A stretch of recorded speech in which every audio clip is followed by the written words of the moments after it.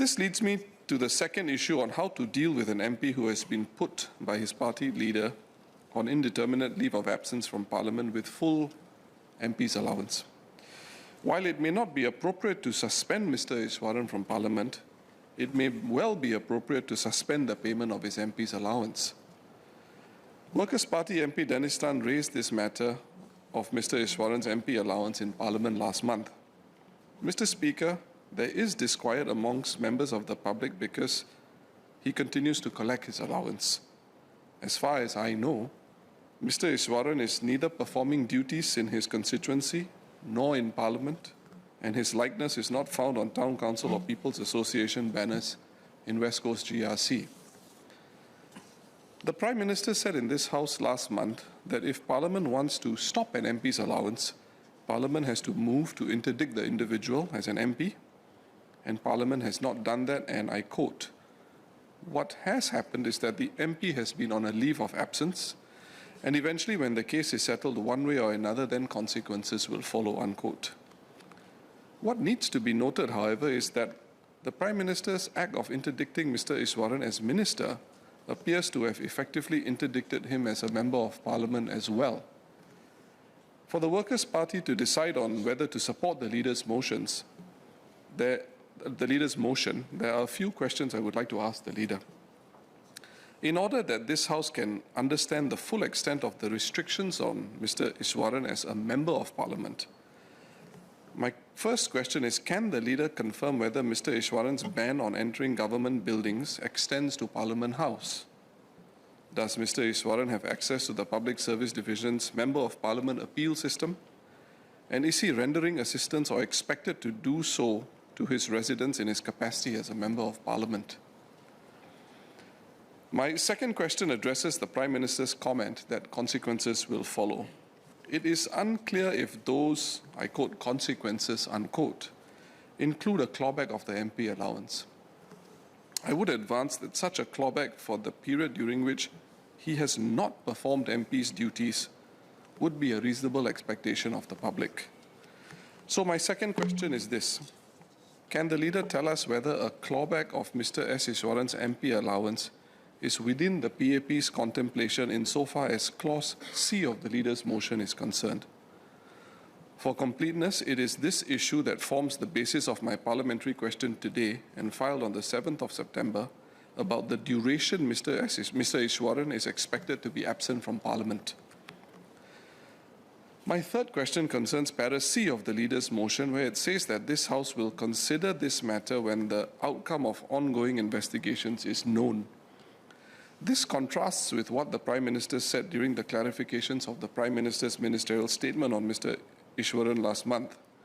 The Prime Minister said, and I quote, "If there is a case, the case has not been heard, he has not been found guilty or acquitted or whatever," unquote. My third question is this. Can the leader clarify whether the word outcome in Para C of the leader's motion means that this House will consider this matter once investigations are completed and a decision has been made on whether charges will be preferred against Mr. Iswaran, or if it means that this House will consider this matter only upon conclusion of the entire criminal justice process, including any possible appeal. The Workers' Party's position on the leader's motion will turn on the responses to these three specific queries. On the status of Mr. S. Iswaran's responsibilities as a Member of Parliament, I had asked two questions specifically on his access to MPAS, for example, his access to government buildings, including Parliament. Can the leader please clarify that situation? Thank you. I thank the member for his clarification. First, it is important to remember that there is a distinction between Mr. Iswaran's role as a minister and his role as an MP. As a minister, he was appointed by the Prime Minister, so he holds that position at the Prime Minister's pleasure. The Prime Minister, therefore, also has the ability to interdict him and to tell him to stop carrying out duties as minister whilst he's under investigation. That's because his appointment flowed or came from the Prime Minister. That, as I understand it, and the If I'm incorrect, my colleagues will set out the correct position.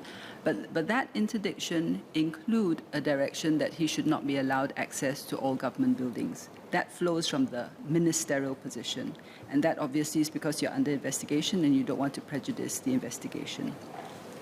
Then there is the issue of Mr. Iswaran's status as an MP. Mr. Iswaran's status as an MP was not by appointment by the Prime Minister or otherwise. He was elected. He was elected by the constituents of West Coast GRC. His mandate comes from them. And you can only suspend or take away his ability to act as an MP in accordance with the PPIPA. And I have taken members through those provisions. So in other words, currently, because he's not suspended, if Mr. Iswaran wanted to come today and enter Parliament, he can, because he is a member of Parliament. But as a matter of party discipline, he has been requested by the Prime Minister to also cease his MP duties, because you can imagine how difficult it is to carry out your MP duties when you're under investigation, or even to come to Parliament. Imagine if he was sitting here and somebody were to ask him about the investigation, what's he going to say? I mean, the investigative authorities are listening to this. This is a public matter. He might end up jeopardizing his own case. So, as a matter of party discipline and good order, he has been asked to stay away, and at least to his credit, he has complied with that, even though he is entitled to come in as an MP. And that is why I think I should also clarify something which was said earlier by Ms. Phua, which I think I have just clarified by my explanation, but I think Ms. Phua said something to the effect of Mr. Iswaran being suspended by the PM. Did Ms. Phua say that?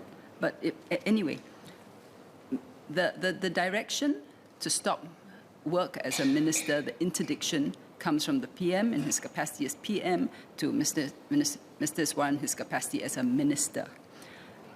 Insofar as not carrying out MP duties and going on leave of absence, that is something which is requested by the Prime Minister as a matter of party discipline. Mr. Iswaran could come to Parliament if he wants to, but he has not done so because he has listened to what he has been asked to do. So leave of absence and not being able to perform MP duties is quite different from suspension. Suspension is as provided for under the Act, and certain criterion and thresholds have to be met. And let me see. And I think the only, yes, I think that was the clarification I wanted to make.